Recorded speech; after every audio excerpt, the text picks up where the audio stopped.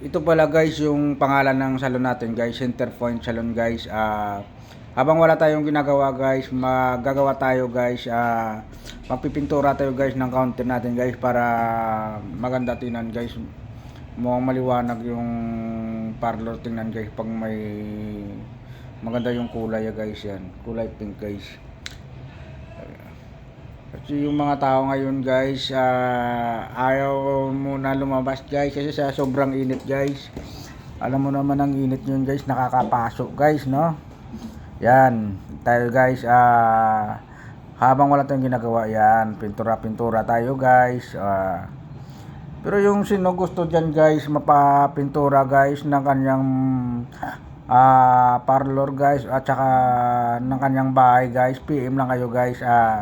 Mag-text lang kayo guys sa aking video guys para mabasa ko guys. Mura lang ako guys sa maningil guys, hindi naman ako mahal maningil magpintura guys. Yan yung parlor namin guys. Yan lalo namin pinapa-improve ng ano namin, boss namin.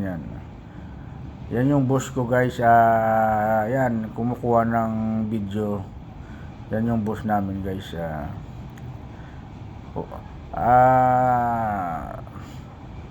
Yan, tingnan nyo guys. Yan, paki-like and share naman guys ng video natin guys. Yan, ganun lang guys magpintura guys. Yan, step by step lang yan guys.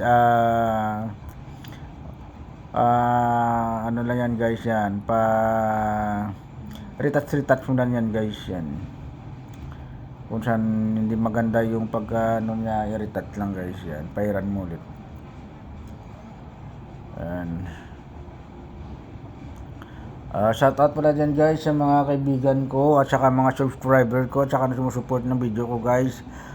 Sa walang sawa sa pagsuporta guys. Maraming salamat pala sa inyo guys sa pagsusuporta yun ng video ko guys. Sana lumago to guys yung YouTube channel ko guys na ano guys. Yan guys, i-retouch lang natin yan guys yung mga hindi maganda, yung may uka-uka bla guys, i-retouch na natin guys. Bago pala guys matapos yung video natin guys, paki-like and share guys at saka subscribe ng ating video guys, John Kamao guys. Yan, sa YouTube natin guys, John Kamao din guys. Yan.